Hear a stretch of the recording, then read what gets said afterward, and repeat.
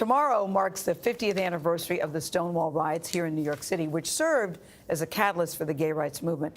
In our series, Issues That Matter, we take a look this morning at the process of the LGBTQ community has made and the challenges that still persist. A recent survey by the Trevor Project reveals nearly 1 in 5 LGBTQ young people attempted suicide in the last year. For more than 2 decades, the Trevor Project has worked to end this long-running crisis. It offers emergency counseling by phone, text, and chat. More than 200,000 calls and messages come in every year. That's a lot of people calling. Amit Paley is CEO and Executive Director of the Trevor Project and joins us at the table.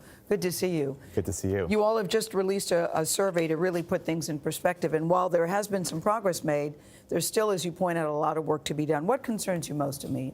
I think what concerns me most is still the discrimination and the sense of isolation that so many LGBTQ young people feel across the country. The survey you mentioned that we just released found that 39% of LGBTQ youth seriously considered suicide in the past year. That is heartbreaking and unacceptable in 2019 and shows how much work we have to do to make sure every young person feels loved and supported. And sometimes you are on the phone. You are on the phone answering when people call in. What are you hearing? What are they saying to you? Yeah, I've been a volunteer for 8 years, and a lot of what we hear from young people is this sense of fear of what will happen if they ever reveal to someone who they really are and who they really love, and they're scared of coming out to their parents or in schools.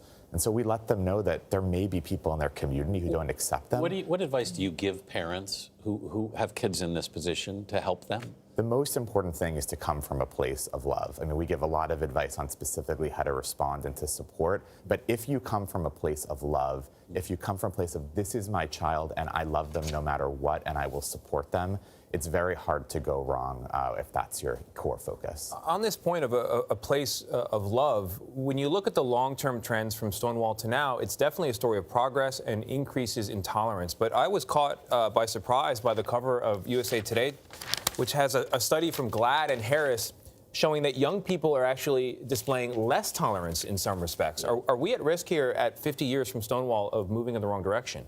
There's been a lot of progress, but we definitely are at risk. Those rights were hard fought, and there has been a backslide in many regards. We have seen since, in particular, the presidential election in 2016, the day after the 2016 presidential election, our call volume at the Trevor Project more than doubled in a 24-hour period of time.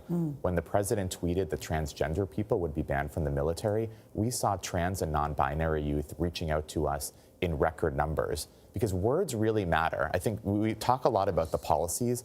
Policies and laws protect people, but when people in positions of power use hateful words, young people hear that and it makes them feel like they are less than or not deserving of love and respect. Help us understand why, Amit, in 2019 people still feel alone, because so many people have spoken out publicly and very proud of their orientation, but you said not everybody sees that message. Not everyone sees that message, and I think we have to remember there are young people across the country. If you're a young trans person in rural North Dakota, you might see on TV that there's a lot of acceptance, but then you look around your community, if you don't see any openly LGBTQ people, if your faith community is not supporting you, if your school is not allowing you to use the restroom that corresponds with your gender identity, you're going to feel like people won't accept you, and that can lead to that sense of isolation and feelings of wanting to kill yourself. Conversion therapy is still something in 2019.